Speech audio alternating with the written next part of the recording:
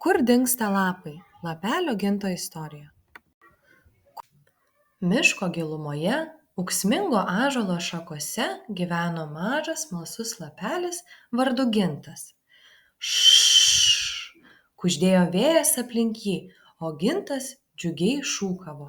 Klausykit, kokia graži paukščių muzika tarp saulės zuikučių.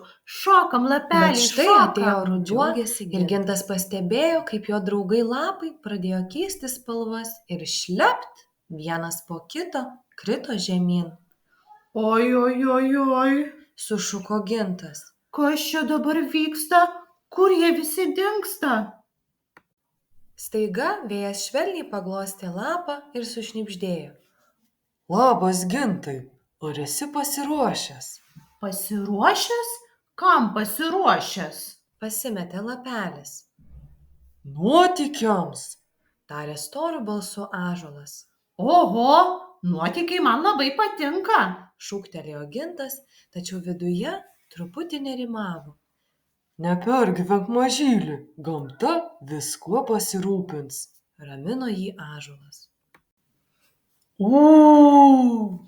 Vėjas ėmė sukti Gintą virš miško ir jis pamatė, kaip apačioje voveraitė skubiai neša riešutus, o meškiukas garsiai nusičiaudėjo. Ak, koks linksmas ir margas pasaulis, Sušuko lapas, besižvalgydamas aplink. Staiga vėjas nunešė jį ant minkštų samanų paklotės. Oi, kaip švelnu ir jauku. Nusijuokė lapelis, kol aplink ėmė rinktis kiti jo rudens lapų draugai. Sveikas!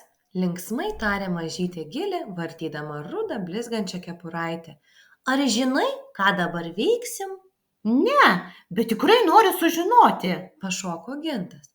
Dabar mes tapsime kažkieno namais ar žemės dalimi ir padėsime atsirasti naujai gyvybei, iškilmingai paaiškino šalia esančios Gilės. Tai kaip stebuklas, tikriausias. Netrukus nukritę lapai buvo užkloti sniego ir Gintas svajojo apie pavasarį, saulę ir naujus draugus – lapelius. Kai pavasario spindulys pažadino žemę, toje vietoje, kur miegojo Gintas, išdygo snieguolė, gražus baltas žiedelis. Jis siūbavo savo varpeliais ir tyliai dainavo. Gintas mažas lapeliukas tapo žemės dalimi, o dabar čia dygsta augaliukas, gamtos gyvybės stebukliukas. Miško gyventojai grožėjosi snieguolė, bitės ją lankė, o vėjas tyliai kuždėjo apie mažojo rudens lapelio kelionę. Pabaiga.